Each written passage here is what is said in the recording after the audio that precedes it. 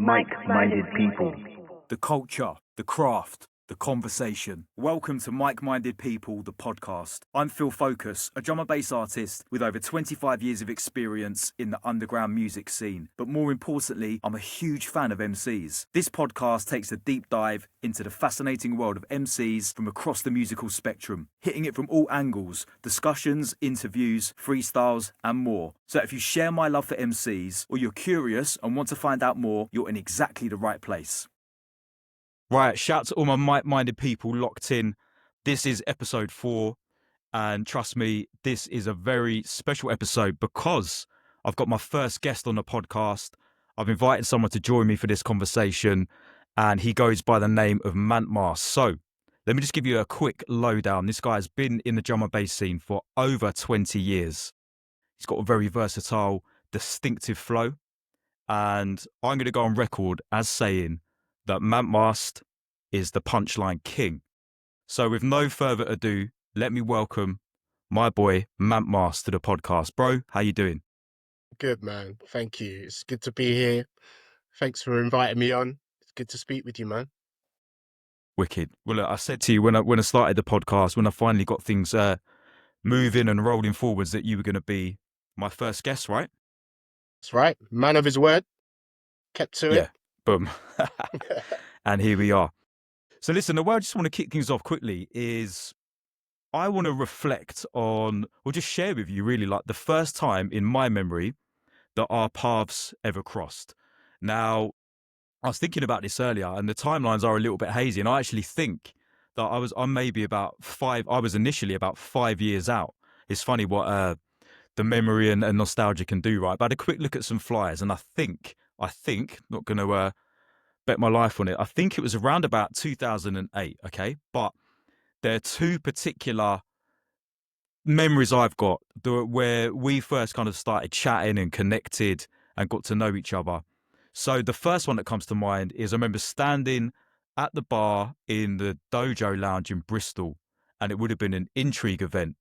And me and you were just chatting and chilling and having a conversation at the bar.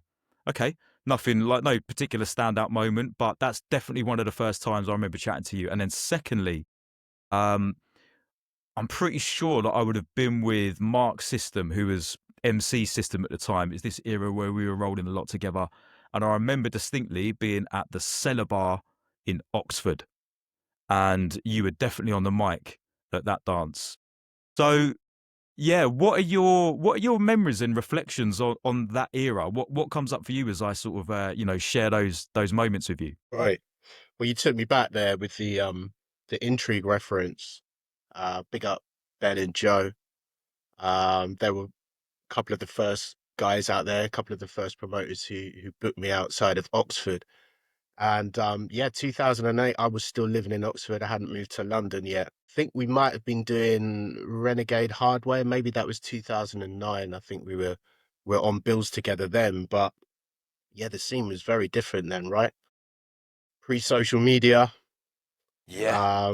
A lot more face-to-face interaction and a lot more venues, man. I'm thinking about all those venues that were open back then, places like Plastic People and Area. I think the end had just closed maybe a couple of years prior, but yeah, the scene was a lot different then, man. Damn, 17 years, that's a long time. Yeah, crazy, isn't it? And that's just an estimation. Initially, I thought it might have been about 2005, but that's what I was saying. I think when I looked at the flyers, I was like, oh, no, okay, maybe my timeline's a few years out here. But yeah, mate, you're right. Plastic People, Herbal, maybe. Yep. Boy, yeah, there's so many venues that have gone, and unfortunately, there's probably more that we can't even think of that have gone as well. So like, it feels like in terms of venues, the scene has shrunk a little bit. Yeah, definitely, man. Let's hone in on one of those memories in a minute, right? What I want to do is take you back a bit because, you know, like as we've just said, like we've been friends for, you just said like 17 years is a quick bit of mathematics. So I'll go with that. Could be even longer, but we've known each other in varying degrees over that long period of time.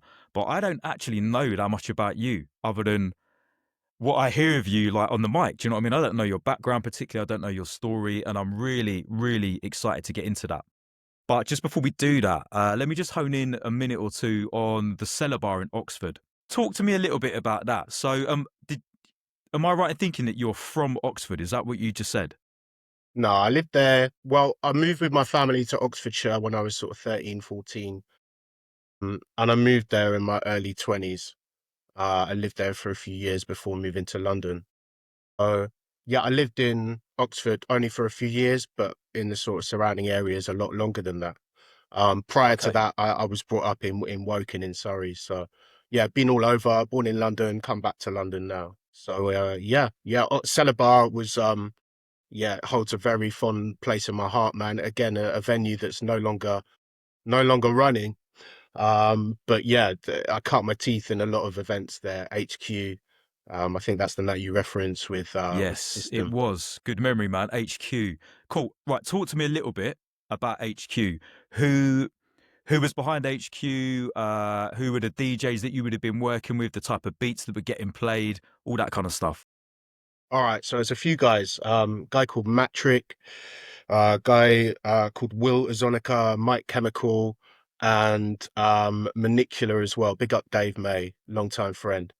They had that night running from pretty much the start of the millennium, the early noughties, and at that time, Oxford was a breeding ground of student nights, drum and bass nights, midweek events, as well as weekend stuff going on as well at the Source, at the Zodiac.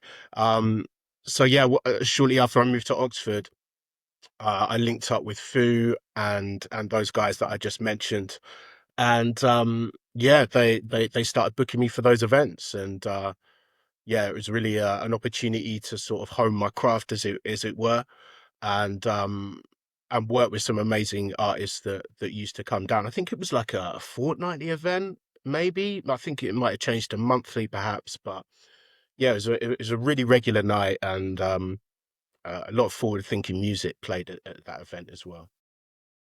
So, can you recall any of the DJs that you've been working with in terms of like the special guests they were booking, or even like any standout sets, ones that you remember thinking, yeah, man, Yeah, you know, tonight I'm stepping up on the mic with XYZ DJ. Who talk to me about that? yeah, but that was the beauty of the night. They mixed established artists with up-and-coming artists. So back then, one of the events that sticks in my mind is a Spectrasol event. It's the first time I worked with those guys. Actually, it was a deep soul music label showcase. So LSB was there, Spectrasol and Lynx as well, and that was back in 2008, I think. I've still got the recording of that night, um, and it's the first You time I send me met. that. Yeah, yeah, certainly, man. Sure, I want to hear afterwards. this. Yeah, man. Sick. And that was with Dave and Jack, and obviously meeting them for the first time. Uh, Bridge played there a few months after that. Amazing set, obviously. So many guys passing through, and Marcus Intellects, man, R.I.P. Back in 2007, he played there, blew the roof off the place. So yeah, man, just it was just a wicked, Yeah. wicked night. Feel like when you talk about 2008, you D Bridge just yeah, when you said D Bridge, I just thought, yeah, man, like he really was the guy at that time. You agree? Yeah, absolutely, absolutely. There was others, comics as well. They were kind Yeah, of yeah. untouchable, weren't they, at that era? Mm, But a lot of those early Shogun guys, Alex Perez, I got to mention him too. Played at yeah, HQ a yeah. few times. Bicycle, yeah, real definitive sound from that era. Okay. Right, I'll tell you what we're gonna do. We're gonna.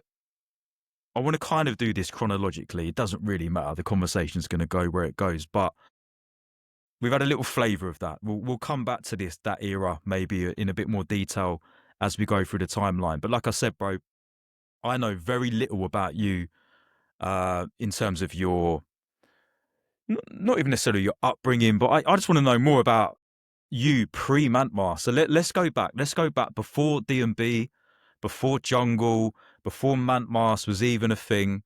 And just take me back to wherever you would like to start. I think you said you grew up in Woking, yeah? That's right. Look, I'm Yeah, gonna have to okay. reach my glass of water and wet the whistle before Mate, I absolutely. give you the Absolutely. origin story. So one sec.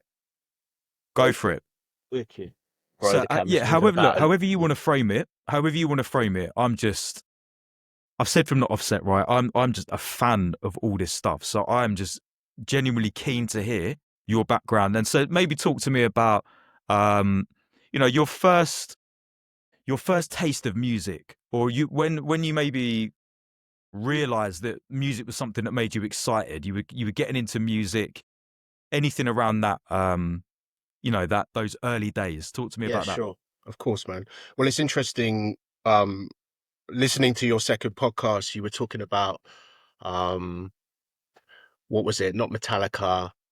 What was that band? Iron Maiden. So yeah, Iron you Maiden, you were yeah, come on. referencing your brother listening to that. Don't get me wrong, I wasn't into Iron Maiden as such, but my sister was, and I got some of my early influences from her, Nirvana, Rage Against the Machine, and that was before I got into hip hop. So I can literally pinpoint the year that I really got heavily into hip hop. That was 1993. It was at my mate's sleepover at his yard in Woking, and we were just kids, man. And he had a Tribe Called Quest Midnight Marauders CD, the album, which he played to me, and I'd never heard anything like it.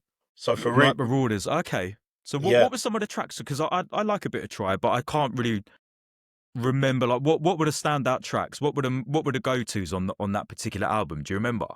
yeah, Hey Soccer, N Word, that was a heavy tune.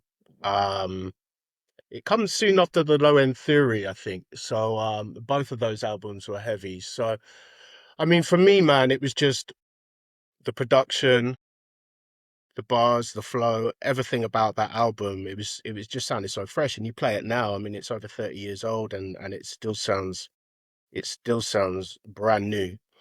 Um, so really, that was the point which that was kind of the entry point for me into hip hop, and I almost left all those influences that I had from my sister behind at that point, and just started getting deeper into that. So from there, sort of uh, delving into Group Home, Mob Deep, Gangstar, Ice Cube. And I just went in. I just tried to absorb as much as I could. And obviously back then you had Westwood's Rap Show on Radio One. Obviously quite a dubious figure now, but that guy was had a show on a Friday and Saturday night, and that was like for me that was just like compulsive listening. From '93 onwards, hip hop was a really big part of my life. Yeah, for sure. Yeah, it's interesting you referenced the Westwood show because I distinctly remember phoning up, I don't know if I got through or tried to get through, but you should like dial the whatever the number was, 0300 number or whatever it might have been, and trying to get through like to get a shout out on the Westwood show. So yeah, absolutely, man.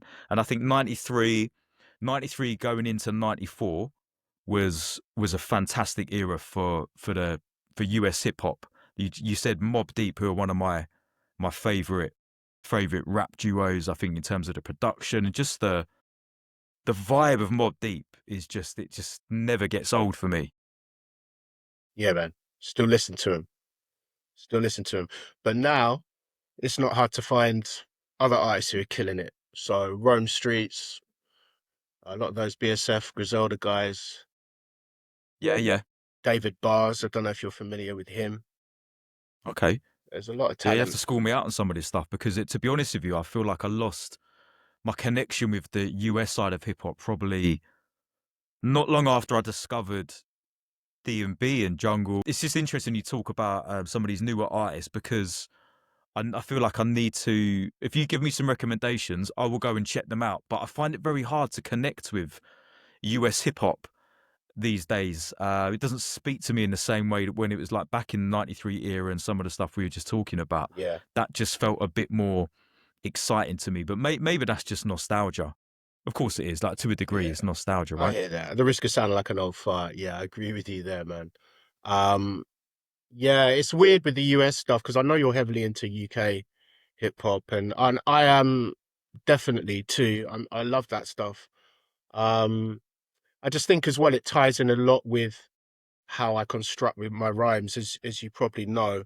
I've shared some of my secrets with you, and when I'm writing rhymes, I write over hip hop instrumentals because the rhyme flow, the rhyme scheme sits perfectly over a 170 beat. So transposes quite well. So Yeah, that's that's what I interesting to use. hear, man. That's what I use as my basis for writing bars. Okay. Interesting. All right, look, we're going to come back to the craft and the bars and the writing process in a bit. But yeah, so I want to bring you back. Okay, so 1993, you've gone to your pal's sleepover, discovered all this hip hop, Tribe Called Quest, and all this other good stuff. Stop listening to maybe some of the more like rock edge stuff that your sister introduced. Where did it go next then? So 93 becomes 94.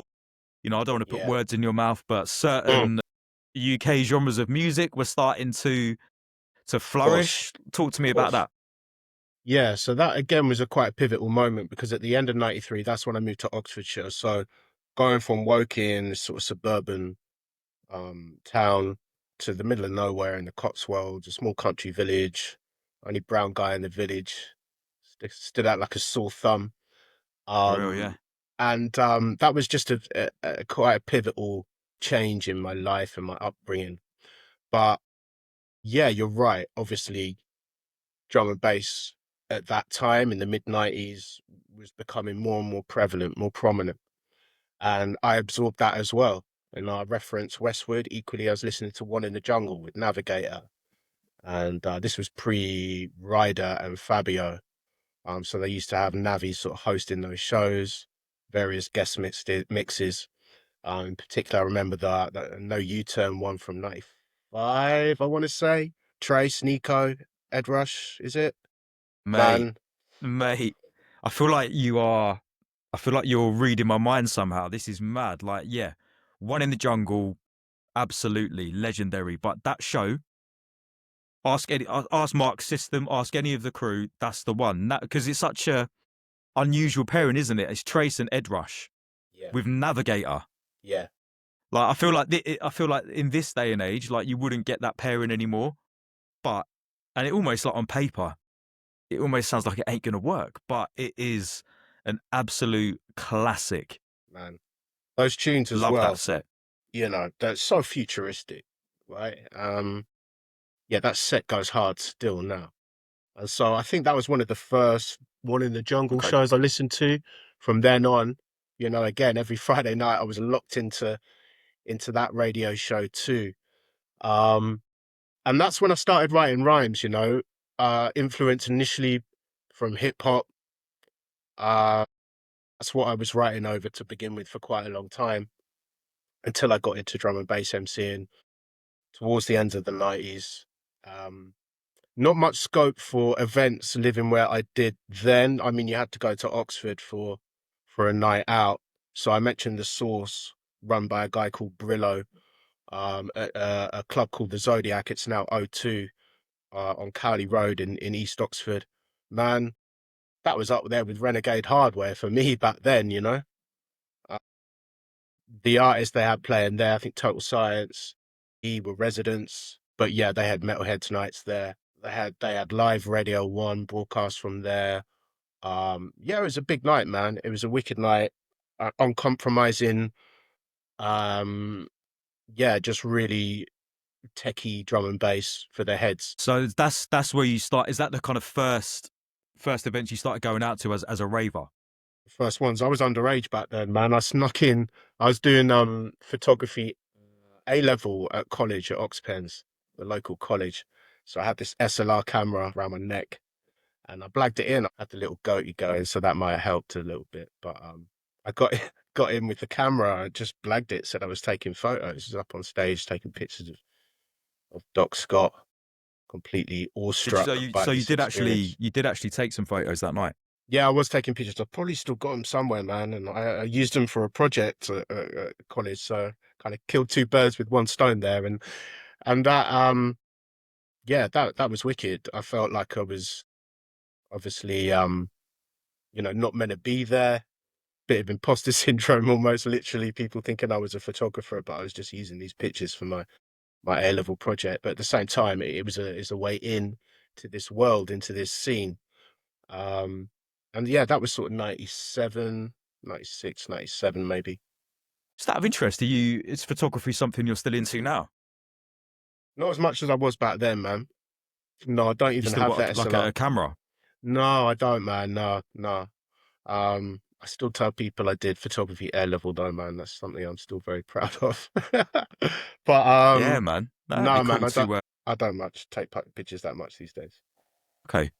Well, bro, if you do find those photos that you took on that night at the place in Oxford, yeah, that would be so cool to see those and reminisce. So it's 97. You've gone to this thing. Do you remember who was emceeing? Like, I think you mentioned Doc Mm, Scott was there one of these nights. Do you yeah. remember who would have been on the mic? Yeah, it was Manic D back then, Manicula now. Big up David May. He was the host of that night. Possibly Justice as well. You remember MC Justice? Horse, Metalhead's man. Yeah, MC? original at the time. He was like, yeah, really like certainly one of, if not the voice of metalheads. Very unique style, mate. Actually, I'm just thinking now, like, what Justice? Where are you? What happened to Justice? I've got a feeling that I don't know if you know more about this than I did. Wasn't he emceeing with Sigma for a little bit? Is it Sigma? Possibly. I saw him a few I'm years ago at sure. Fabric. Got a funny story. Well, not so Is funny, it? embarrassing story about Okay, that. go I on. was holding the mic. I think he was running late for his set, and so I jumped on for sort of 10 minutes to cover. And he turned up, and I was sort of mid-flow. I don't know what I was doing. I think I had the mic in my left hand. Just brought it down. I just cracked him on the top of the head, man. It was one of them ones. He was just like that, head in his hands for about 30 seconds, man. Just expecting to see blood. So, Justice, if you're listening, brother, apologies for that, man. I couldn't apologize enough at the time. So, yeah, one of them Obviously, ones. the only reason I'm laughing is because, obviously, like, just imagining being in that scenario, like, ah, Yeah. mate, that's Yeah. yeah, That stuff that happens to me all the they're the kind time, of man. stories we want on Mike-minded people. Bro, That's what we want to be hearing, man. Like, obviously, I'm loving hearing your story, but yeah, that's the little sprinkle of gold dust right there. a lot of Room embarrassing 101 stories like that, business. man. I got a lot of embarrassing stories. Wicked. Well, maybe I'll be able to tease a few more out of you. Mm. But yeah. So okay, going back to Justice. Yeah, he was definitely a very distinctive style. Anyone else that you remember, even if it wasn't at these particular events, like MCs that you might have been Yeah. seeing? Yeah. Shouts to AD. Got a lot of love for Alvin. AD was doing this thing back then. Again, a guy with such a distinctive voice, you know, and the cadence, the Yeah, rhyme scheme, clarity on those hardware sets.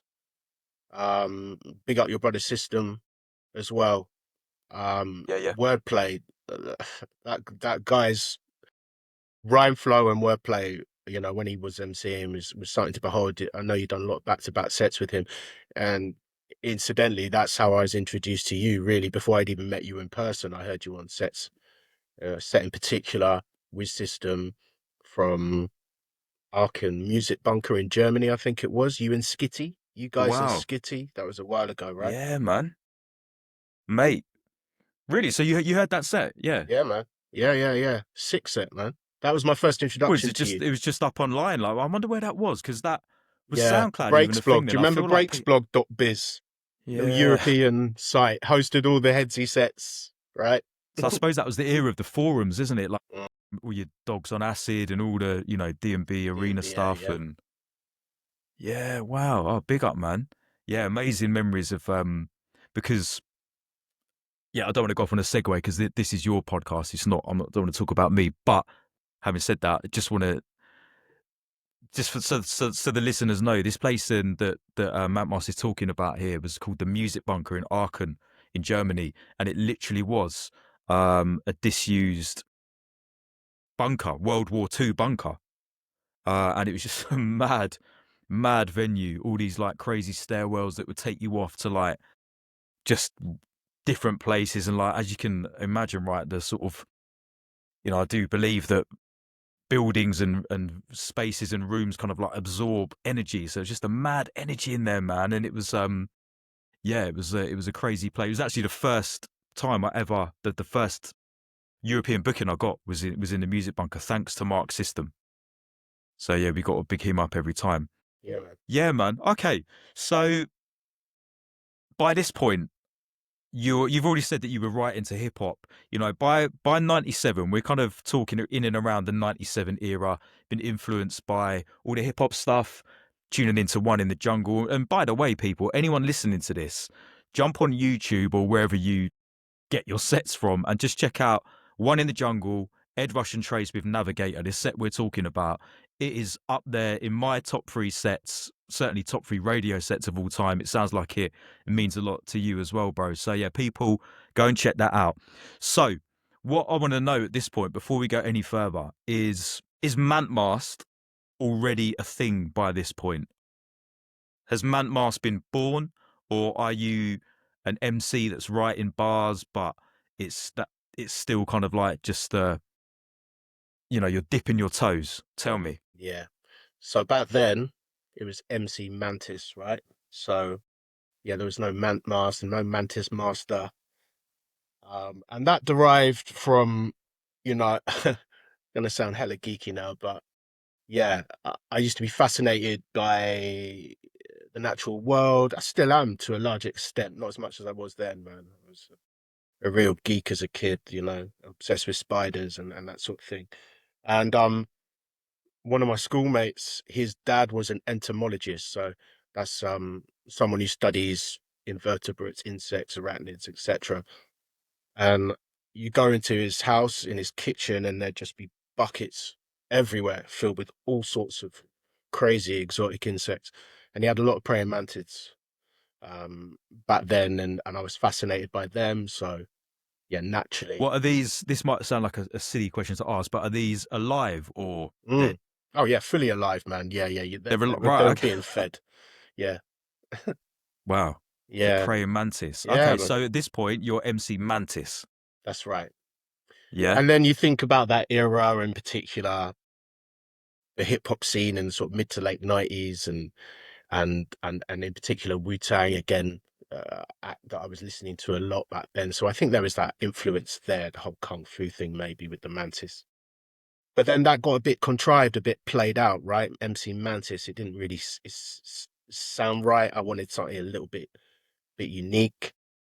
So that became Mantis Master, Mantmast, and this was really a name that was foisted on me, man. Like my mates called me Mantis Master because by then I was keeping these little praying mantids as pets. So yeah, Mantis Master became Mantmast, and it just stuck, man.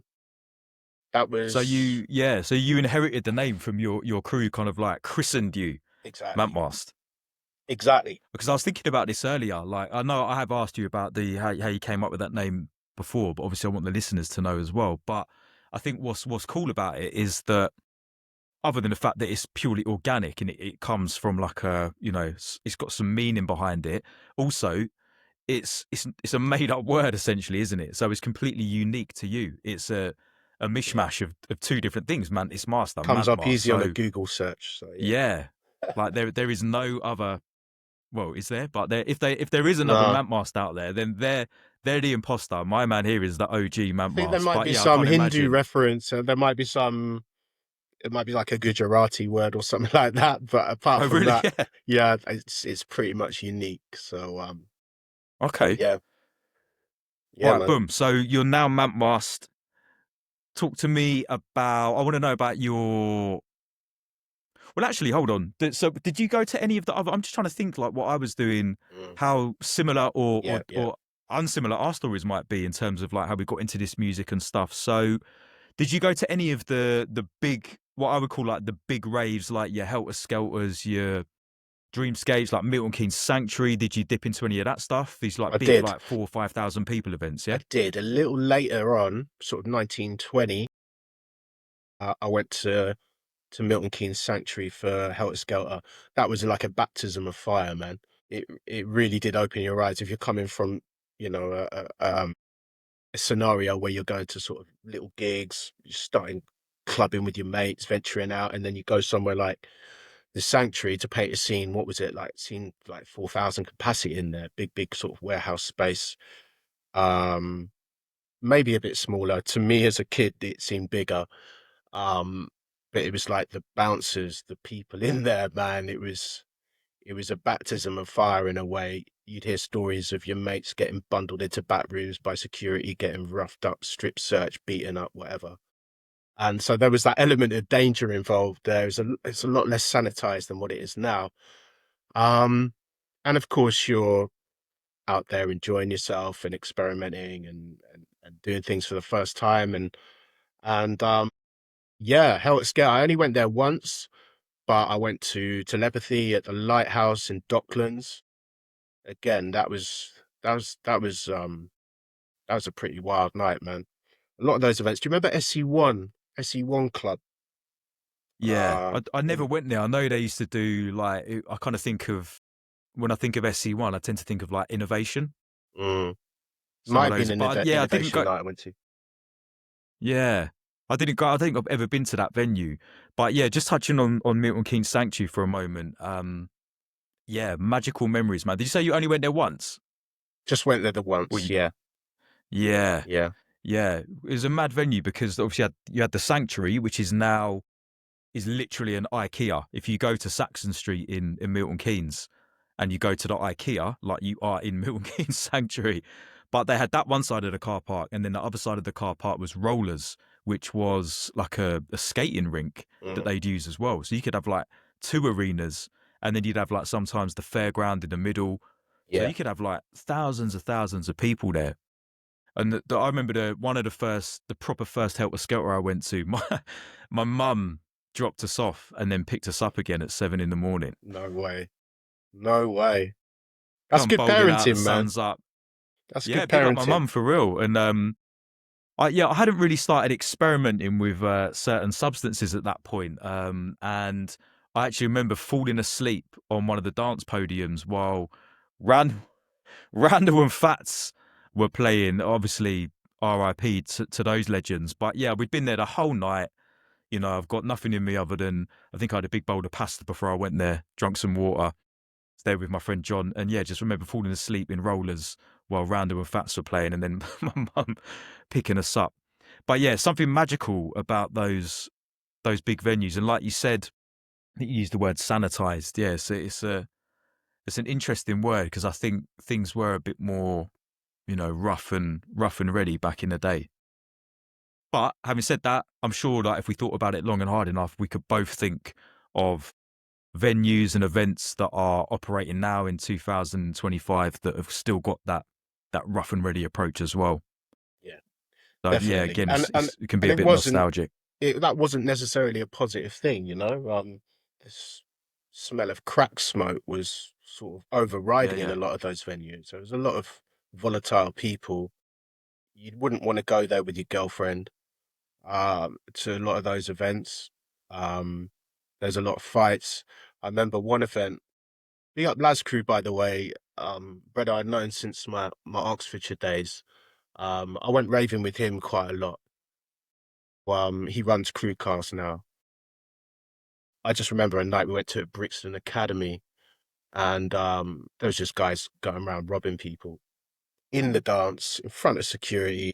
There's actually a little kid going around poking people, getting them to empty their wallets.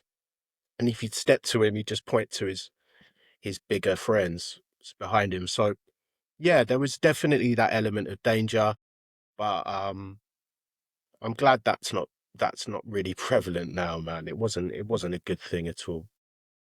Nah, I mean, look, you hear a lot of these stories. I'll be honest with you. Like, I think I could count on one hand, probably less than one hand, the amount of trouble I've seen in drum and bass raves in my own experience in my lifetime. I did see someone get beaten up at Milton Keynes Sanctuary, but I think, yeah, I never really went to, you know, like if you listen to, I don't know, like if you go back to some of the telepathies and stuff that were in London, maybe some of the early One Nations in and around 96, like at Stratford Rex or Club UN in Tottenham, from the stories that I've heard from the people that were there at the time on their own podcasts and whatever, like reliving this stuff, it did sound, yeah, maybe it was, It's a bit on top. there was some dark It's a moments. bit on top. I never went Rex, man. I didn't want this to sound like some football factory podcast or something, but it was definitely a big element, a big Yeah, yeah, part of it, right? You had to have your wits about you back yeah, for then, sure, and I'm for glad sure. that that's changed now on reflection, definitely. Yeah. What I don't know, man. Like, is there part of that edginess that you quite liked at all? Like, is there anything around that that kind of, I don't know, like you found exciting? Mm. Yeah, as a Do you remember, kid. or even like as a, yeah, Yeah, do you, or to put it differently as well, like, do you remember being in a club and that kind of as a performer, yeah, as an MC, and that edginess, you're kind of yeah, aware of it, but it almost like feeds into the way you're approaching your performance at all? yeah, maybe. I think really if I'm thinking about that in isolation, yeah, I prefer not to perform at an event where there's edginess or agginess, or if it's potentially going to kick off.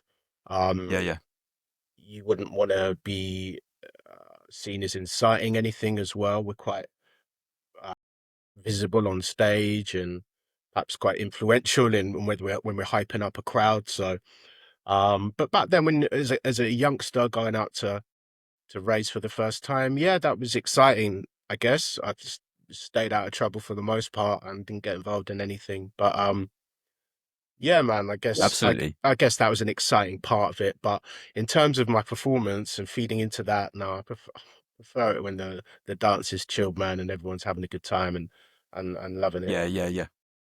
And of course, like just for the listeners, like just a quick caveat.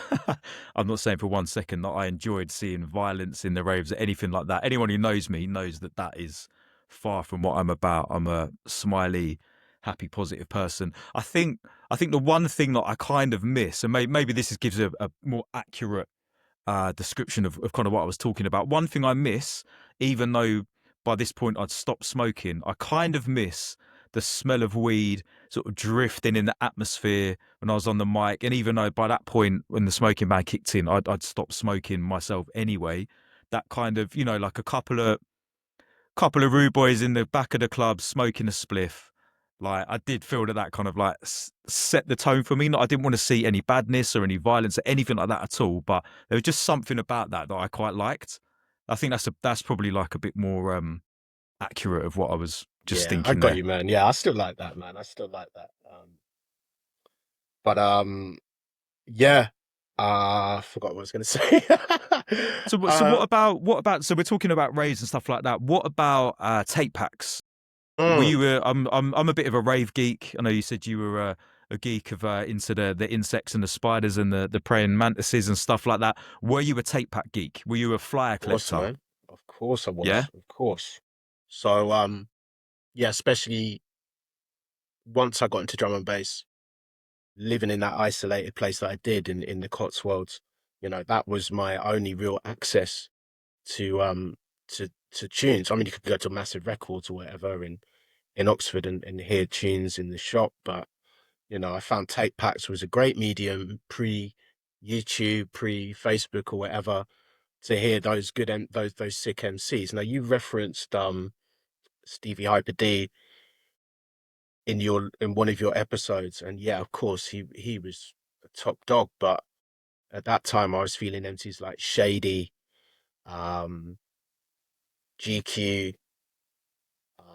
Some of those Shadow Demon guys were killing it. Do you remember Riddler D as well? Do you remember that guy? Mate, Yeah, honestly, in the previous episode, when the Pirate Radio episode, episode 3, I literally touch on Riddler, and I kind of put the question out there to the listeners, and hopefully, fingers crossed, to Riddler himself. Like, if he ever hears it, like, what happened to Riddler? I don't know, He man. was cold.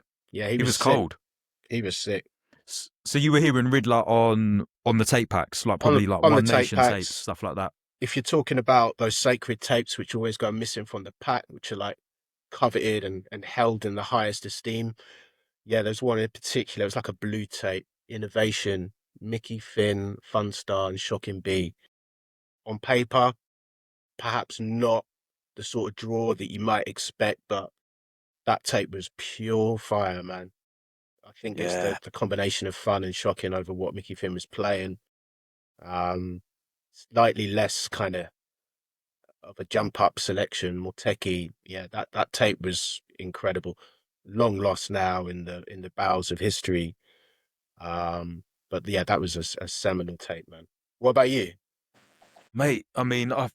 By the way, like I will come back to your question, but have you still got the tape packs? Like some of that, do you still have your collection like lying about in a I've got in nothing to dustbin bag play them on, somewhere man. or No, I've not got a tape nah? player anymore, man. I've not even got a CD player, I don't think, unless I play it through my For real? my Xbox.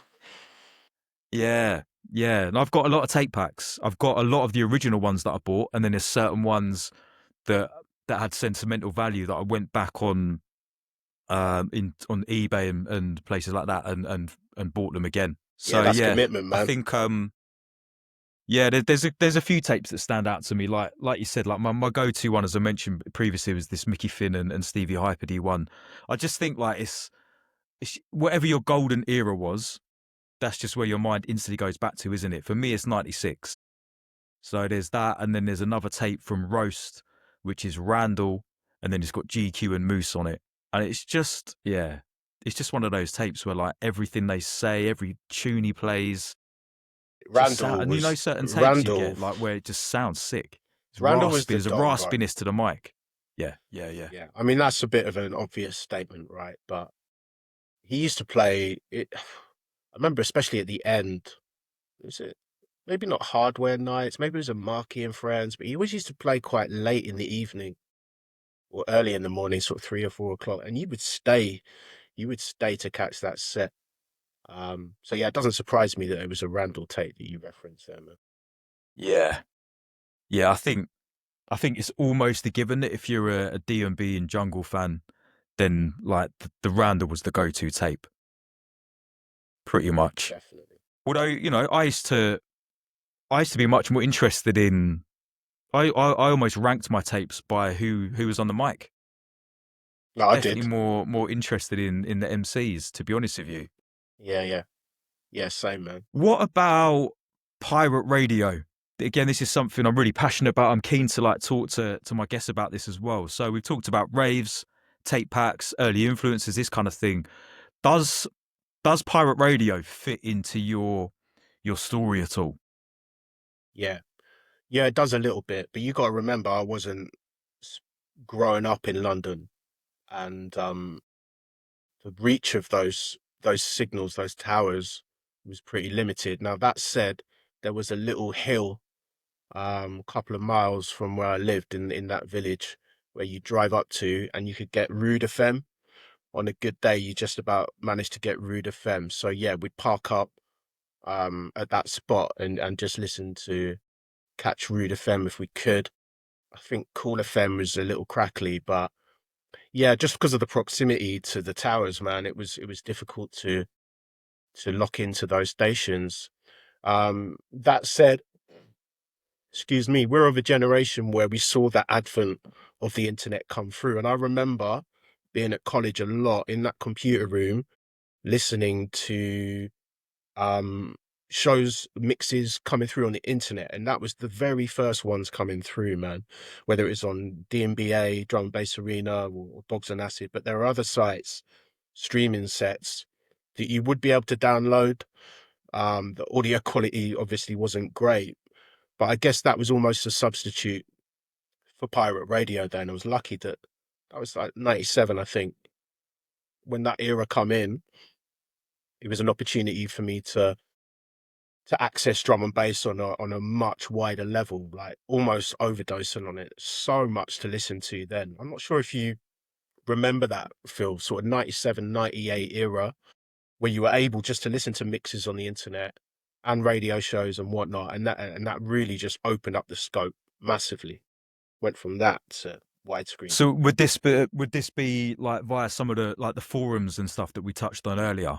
Is that Yeah. where you'd have been accessing these Yeah, it would have sets? been, man. It would have been some of the forums. I remember DNBA, man. There was whole threads or with mixes in there, right? So yeah, that would have been probably one of the earliest kind of um moments of exposure to that college, really.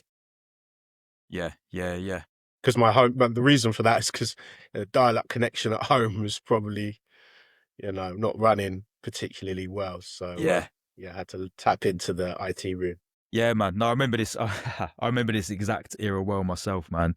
Yeah, there was something. I mean, when you think about it now, like you've got access to every single set imaginable from your mobile phone.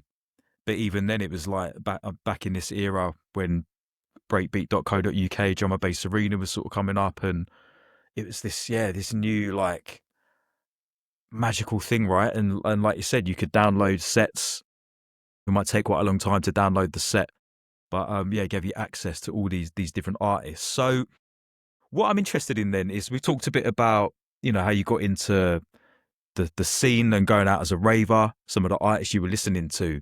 So you've been christened Mantmast by this point. You've been writing bars. What do you feel was the next evolution in your MC career? Like, is there a significant moment where you feel like things changed and you could say, yeah, at that point, that was something happened that kind of catapulted me forward a bit, or something clicked and I went down a certain pathway? What's a significant moment for the next evolution of Mantmast? Yeah, that's a good question. So I got to credit uh, Clayton Hines, Cligger Hardware, for giving me that big break and booking me for my first proper event at Renegade Hardware. That was prior to moving to London, just before, but when I did move, that's where things really accelerated. I was lucky enough to move into a house with a couple of pretty well-known producers, and that was a real springboard for me to do plenty of gigs. I linked up with an agency then as well, um, Evolution at the time, Yeah, and yeah. got Okay. got a Big shout up out James Clive. Smith and Clive. Yeah, hold tight, Clive. Big Yeah, up yeah. James. I And was that's I where was on that agency as well, but I don't know if we were there at the same were time. I feel you? like, yeah, I Okay, was with Clive. Yeah, yeah. right. Right. This is an interesting era. Okay, so let's backtrack a little bit. So you've moved from this Oxfordshire base to London. No, I was in Oxford, Yeah. In Oxford City for 5 years, and then yeah, I've moved to London basically. This opportunity arose Okay. where Okay. there was a house share going, and yeah, I wanted I wanted to leave Oxford, move to London, so it just happened. That was 2005. No, sorry, 2010, 2010. 2010, 2010. Yeah, yeah. Okay.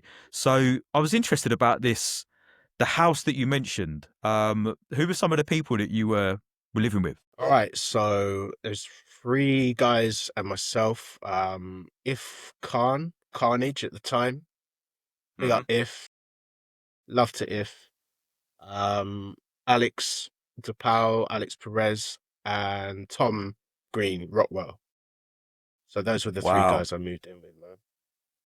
So anyone listening to this who maybe, because there's this is not a podcast about drum and bass, like I said from the start. Obviously, a lot of my friends and my network and people are from the world of drum and bass. But anyone listening to this who isn't necessarily uh, up to speed of drum and bass, or necessarily a drum and bass fan, like the names that John is mentioning here are, people that have done a lot within the scene. So what interests me is, like, how did you end up going from Oxford and then moving into this house? Like, did you know these guys already? Was it just like sheer, like you had a mutual friend or something? How did that even come about?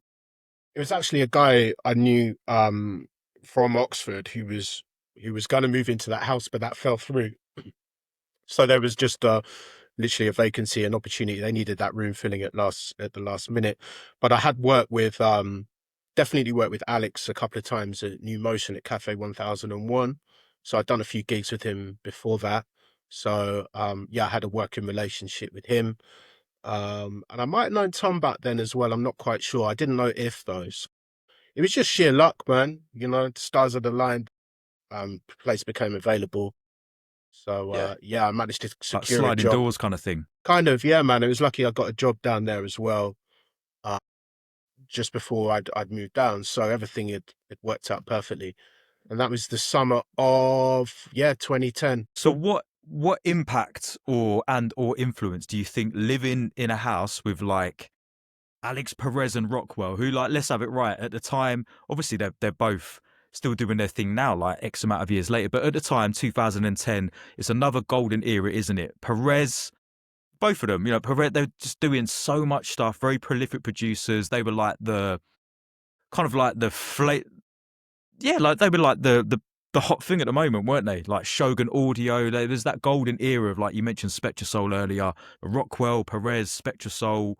That's a cool. It was that golden era, right? So what influence and impact do you think living with those guys had on the trajectory of your music career? Yeah, it helped massively, man. From literally the moment I moved in, the gigs started coming and got up a lot of, thanks due to Alex for that, really. But it was a lot of fun, man. You can imagine at that time, there's a lot of parties. We were going out every other night, a lot of after parties back at the yard. And it was wicked, man. We all got on. Um, and then you had these two mad producers in Rockwell and Perez making incredible music um at the same time. So yeah, it was exciting to be around that. And yeah, it was exciting to see those gigs come in. I started doing more overseas gigs like Outlook and other festivals too. So it just kind of grew organically. And of course, a lot of that was because I joined Evolution as well, and I'd had a proper agent. It's kind of a snowball effect, really. And that was two Yeah. years I spent in that house, and then I moved in with Tom and a couple of other people as well, if included, to another place in North London. Um, so yeah, the that sort of lifestyle still continued for a good few years after that. Yeah, man.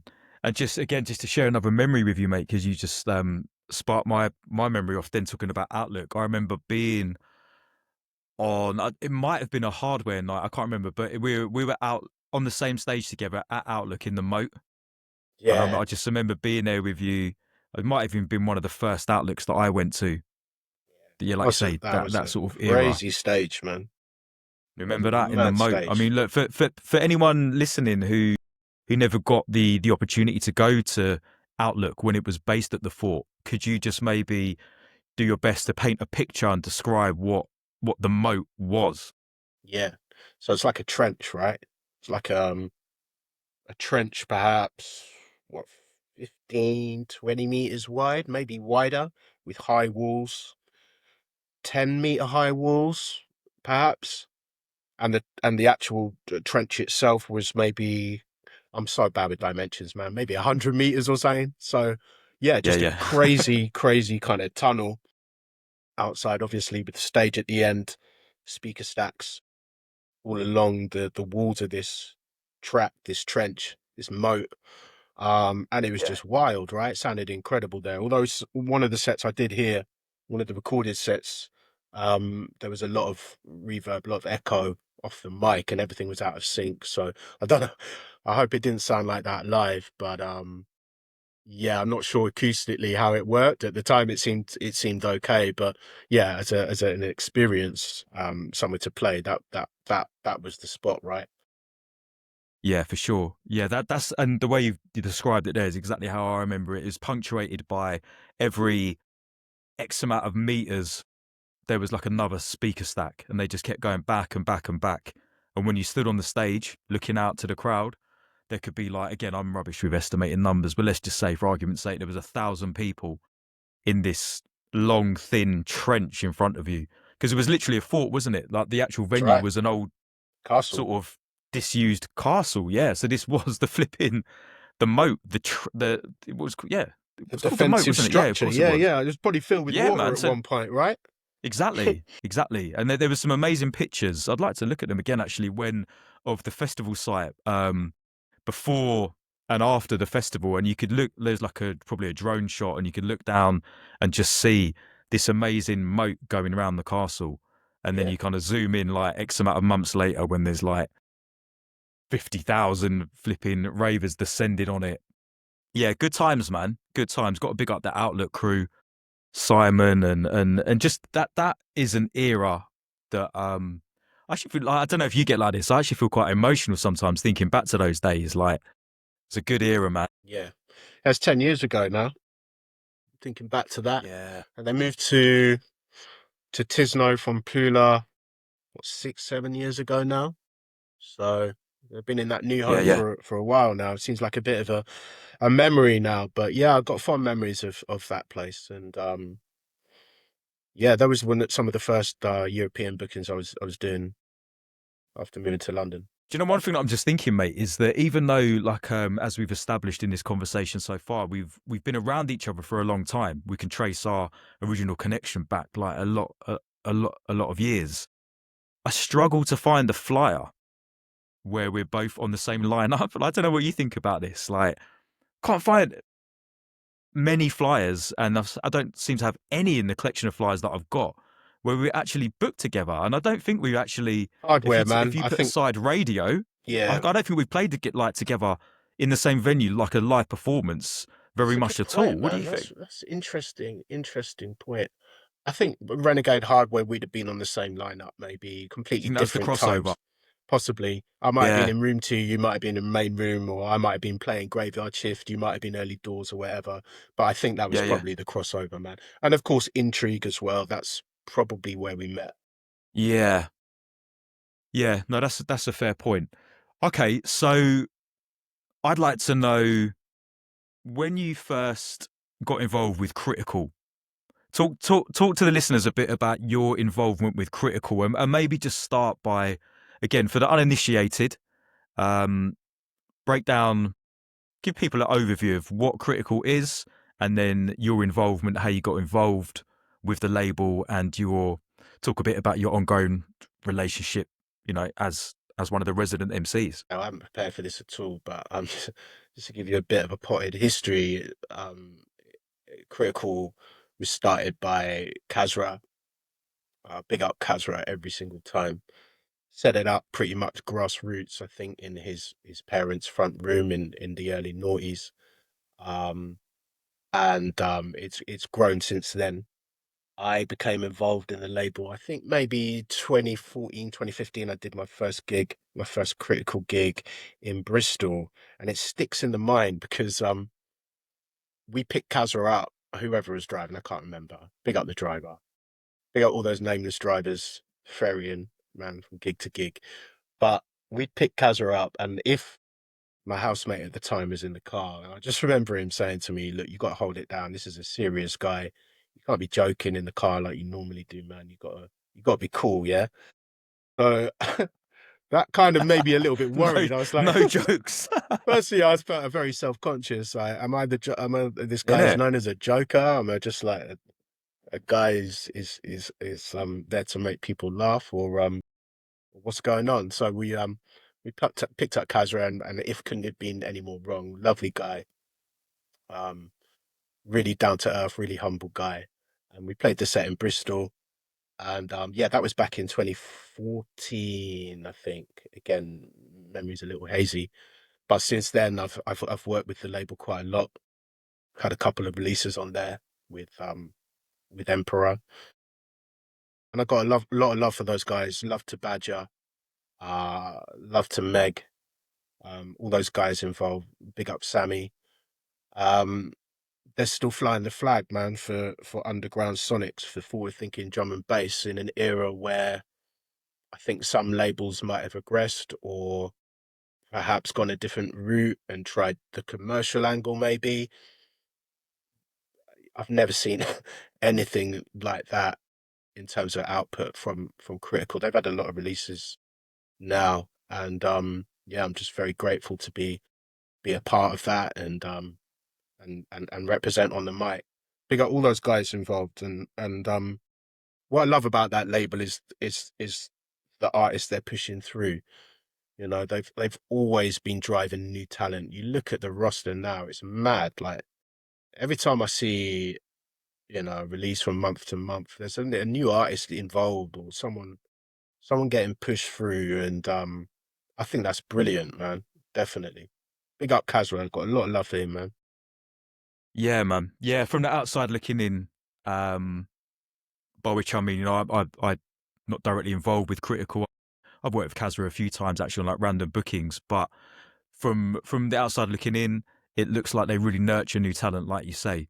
And yeah, a lot of respect for what Critical have done and continue to do. What do you think it is about the Critical sound that suits you so well? That's again a good question, man. I think it's probably the minimalistic nature of it. My bars are minimal in structure. in tonal variance, and I think it kind of sits well over the sort of critical sound, as it were. Um, and maybe it's just I've had a lot of practice doing sets with those guys that it feels quite natural now. But I think, yeah, overall, the essence of it that is the kind of minimal techie sound um, that I find easiest and most adaptable when I'm emceeing, when I'm working on stage. Yeah, it seems like a really good home for you. And obviously, like, 10, 11 years in, you're still working with them. So you're part of the furniture, right? I see so many. What I love actually is I see so many critical lineups and you're consistently on them. Like you rep the label, you fly the flag, you're their MC. They obviously use other artists as well. I was actually also really pleased to see Rage working Yeah, alongside Critical a lot more yeah, recently yeah. because Rage for me is like 5-star general Yeah, business. that's another guy I should have And referenced back from Oxford, man. He was doing Source Nights as well back in the day. And yeah, he's up there, definitely top 10 for me, man. Sick MC. yeah, mate, absolutely. Yeah, I'm even gonna not trump that, but I'm gonna even say top five. Not Thought that it's a I thought competition, about by the top way. five, and then yeah, no, probably top I might five, even say mate. top three, bro. Let's go there. But no, man, no one does it And you better mentioned in terms 80 of as well. Like, yeah, yeah. sorry, go on. No, I'm just thinking about Rage's flow, man. So casual, right? Yeah, It's like if you could yeah, kind of transpose sort of West Coast hip hop into drum and bass, his flow, his yeah. technique is sick, man. Big up Rage. Yeah. What I love is one of the things I love about Rage is that there's a smoothness, but it's also rugged and raw at the same time, which sounds a bit like a paradox, but he's so smooth, but at any point he could just give you that rasp. Yeah, yeah. And yeah, he can lean back and the bars can just weave in and out. Like I remember a tape. I've been trying to find this set actually. It was a recording that they played live on Fabio and Ryder's Radio 1 show. But yeah, it was Rage and Fabio. So like he had that smooth kind of flow, but equally you could hear him at Renegade Hardware with Storm or Loxy, Yeah. and it's just tearing. Yeah. But he did the So Chase and yeah, big. Status thing as well, right? So he Yeah, done that. yeah, man. Exactly, and then hosting Versatile. like the Sound Clash thing, isn't it? That Chase and Status did. What was I can't remember what the thing was called now. With like Rodigan was involved in, and he was at the Red Bull Culture Clash. He was like the Mm. voice of that. Yeah, the Return Chase to and Status. Jungle. Yeah, just so like yeah, big respect to Rage. But yeah, we digress. So yeah, obviously Rage is we touched on that because Rage is also been featuring for Critical. But yeah, Critical's your home.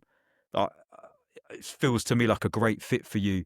Are there any, again, putting you on the spot here, bruv, so forgive me, but sorry, not sorry kind of thing. Are there any moments that stand out for you as highlights of your Critical career so far? Even Yes. just where like, the energy was right, or there's a particular one where like all the parts locked together that night and you came away Yeah. thinking, yeah, man, that There's was a a wicked few, man. party. There's a few. Recently, I say, yeah, the last 6 months, year, the Fabric takeover, did all three rooms at Fabric, sold that place out, and was main room sort of 4 till 6, 3 till 5, real late.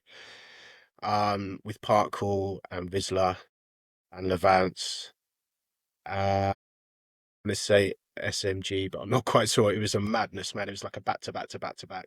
And it was like a zoo in that room. I've never seen anything like it at 5 a.m. Absolutely full to the brim. People going mad. That was a highlight, a recent one. 2022 on the Origin stage.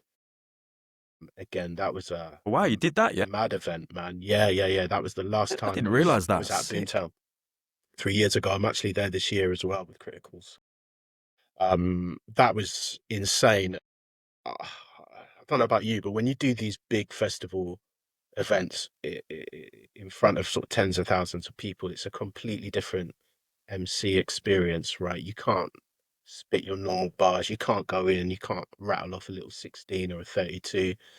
You've got to be hyper aware of the scale of it and the fact people aren't going to be absorbing that. And yeah, man, I had to have it completely switch up the whole approach to it. But that was a highlight, and possibly Door Festival as well. pre-COVID, out there with Kazra, and I want to say Emperor and Enei possibly. Again, that was off the hook, man. Just a big Belgian festival in the height of summer on a massive stage, just rolling out. So yeah, those two or three events sort of stick in my mind the most, I think.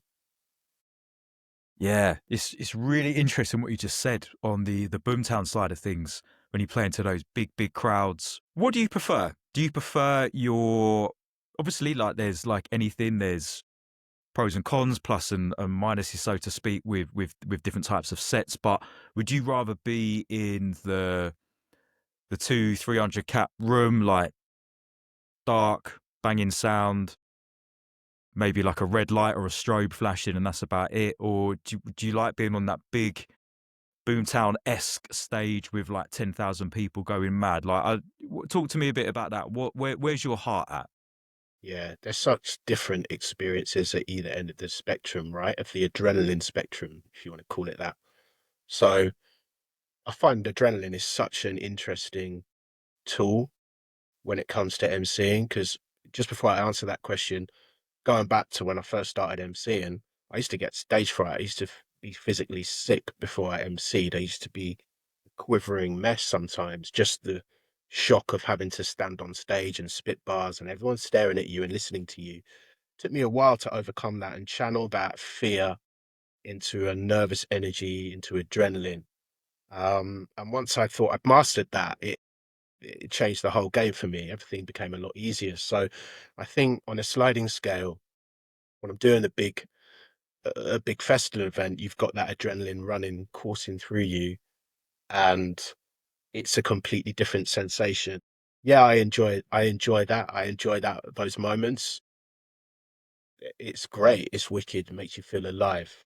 But like I said before, the structure of MCing is different to what I'm used to. Perhaps there, it's not really a hosting thing; it's a hyping thing.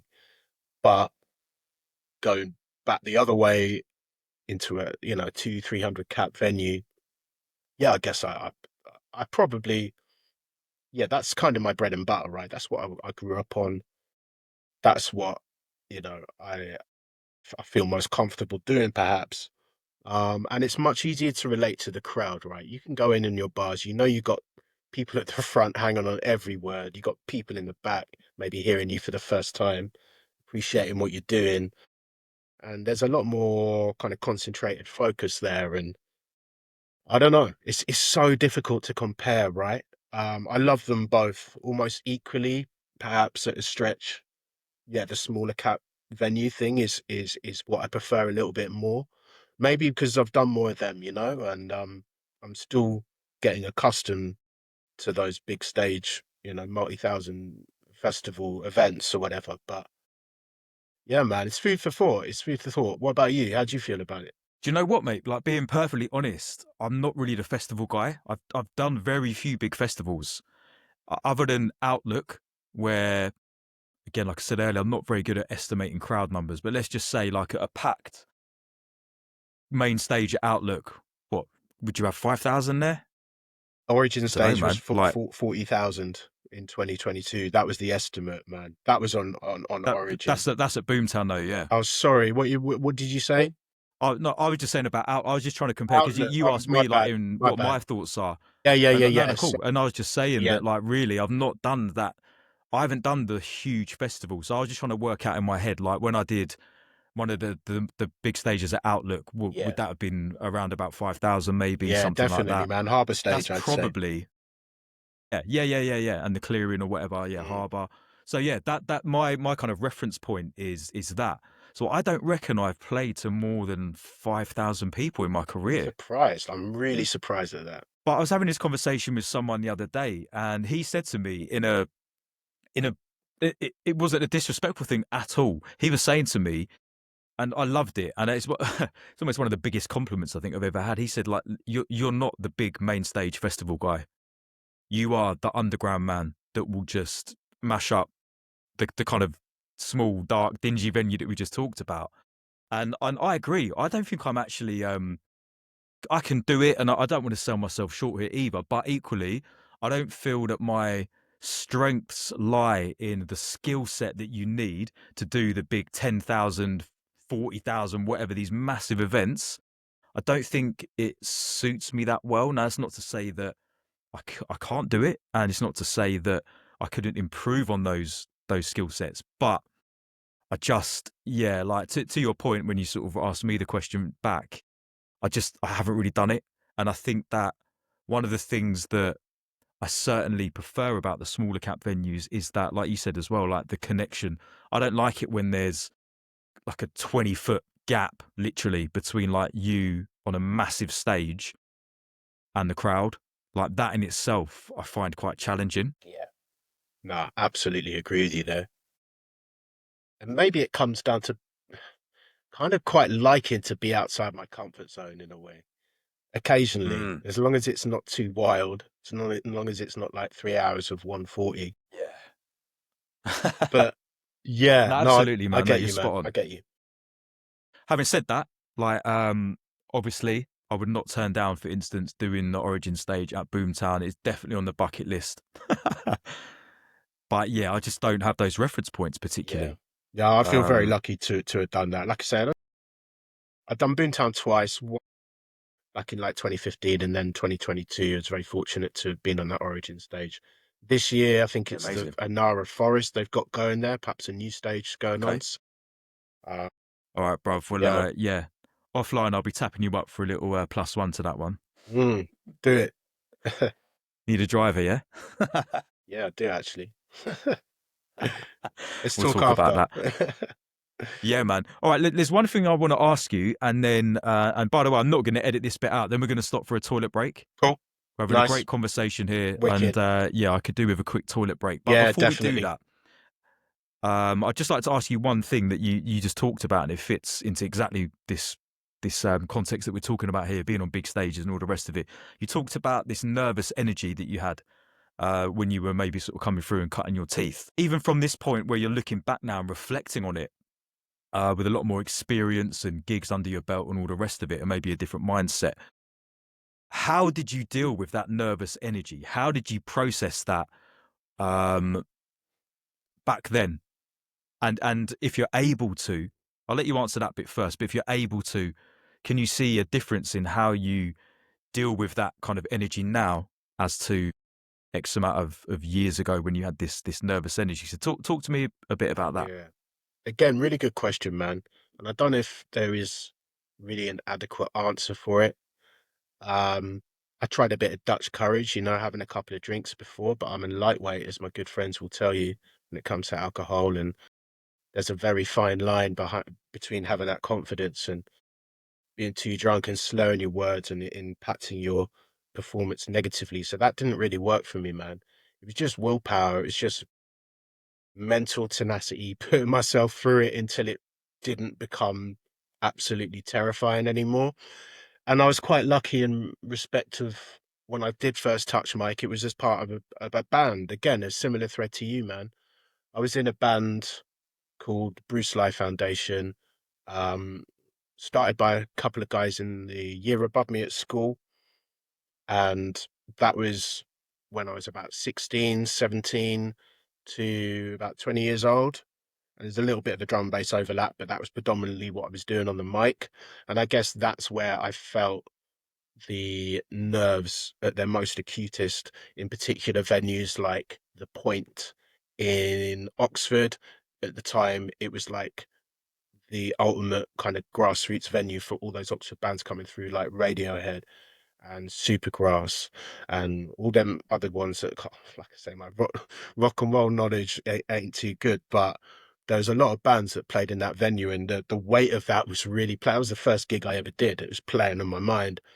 It was really weighing heavily on my shoulders, and my microphone broke what mid set in the off position. It was some janky. It wasn't a beta. It wasn't an SM58. This was some janky mic with a switch on it. The switch literally fell off, and so I was just like on there on stage. No one could hear my vocals properly, trying to hide behind a monitor. So that's when the fear was at its greatest. And then by the time I started doing D&B gigs, I'd overcome that to a certain extent. Still nervous, obviously, but it wasn't as bad as it was back then. Okay, so if you were, let's just say tonight, you've got a gig, you're doing a critical gig tonight. What's going through your mind as you step up to the stage and you're about to intro the DJ? Are you aware, if you know, and I appreciate, you know, until I ask you this, maybe like sometimes it's just in the subconscious almost, but like are you aware of anything going through your mind as you step up to take the Fumble mic the now intro. as this experience? Don't fumble the intro. That's at the forefront of my mind. Don't fall over on stage. Okay. Don't slip up over the Okay. wedge monitor. Don't do anything stupid. That's maybe just me revealing a bit too much of my psyche, but yeah, I might have some thing in my mind which I'm going to say as an intro, and then it's just a case of trying to remember my bars, which, as you know, is a bit of an ongoing struggle. But yeah, especially the new ones. When you're writing a lot of bars and a lot of new bars, it's kind of difficult to absorb them all and then recollect them at certain points. So really, I'm just focusing on saying the right thing at the right time and not falling over. Because I've Oh, I fallen love over your on honesty. stage, man, and I tell you, it's a humbling Yeah. experience. Okay. Yeah. So Have you right, not, come on then. Like we need bruv? probably. Have I you think I've not fallen fallen off the over on stage. stage? Are you mad? I've definitely. I got pushed off the stage once by Goldie. Oh my He God. came up behind me and pushed me off the stage. And it was a big, like, it wasn't like a little 12-inch step down. It was again, it was an Outlook, and it was quite a Better big than a drop. But flight yeah, of of stairs. course, I probably have. Yeah, true, true, true.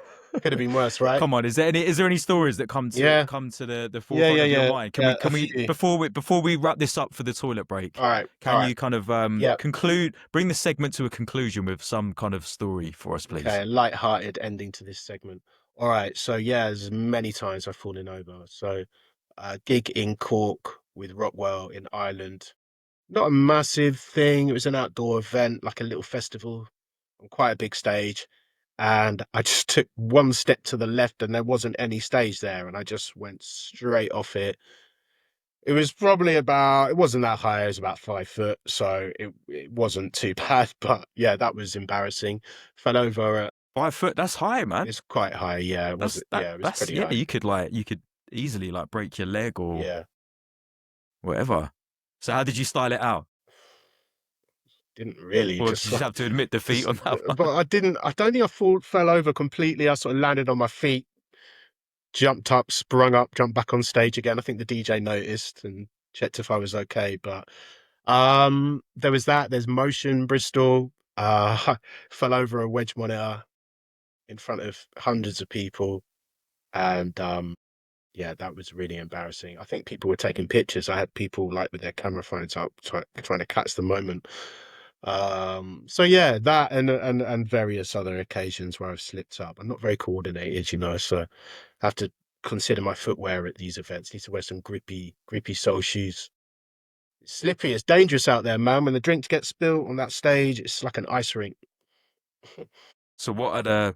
I know you're a. We might touch on this in a bit. Actually, I know you're a man that takes fashion quite seriously. What are the crepes of choice then that help you not fall over? Recently, I got a couple pairs of Salomons. They're pretty rugged. But I tell you, the best ones are Terex, Adidas Terex. Perhaps not the most fashionable crepe, but they got like Goodyear soles, so you ain't going to be slipping over with a pair of them. I actually bought a pair of those because I kept falling over, slipping over in the rave, For man. real, So yeah. Wow. So yeah, this is actually a thing. man, Adidas Safety Terex. first, people. Honestly, maybe it's an age thing as well. Maybe I'm just getting more uncoordinated in my old age, but yeah, you got to watch your step. Step people. There you go. You've heard it from the man himself. There's some crep recommendations for the safety conscious MCs amongst us. Right. I'm gonna hit pause. Quick toilet break. Yeah, and then back on the other side. Easy, everyone. I hope you're enjoying this episode with Mantmast. We both decided this was the perfect opportunity to split this episode into two parts. So please keep your eyes peeled. Join us for part two. It'll be with you very soon. And in the second part, we get deep into the mic tekkers. There's some real gems in the second part, talking about the writing process, bars, spitting, performance, all of that kind of stuff. And Mantmast even steps up and gives us an exclusive 16. So yeah, man, watch out for that. In the meantime, keep it locked. Please follow me on Instagram. Send me a DM if you want to connect at MikeMindedPeople. You can also email me, hello@MikeMindedPeople.com. I'd love to hear from you. Big up for listening to the show. Trust me, part 2 is absolutely sick. Make sure you come and check it out. In the meantime, we're out. Peace.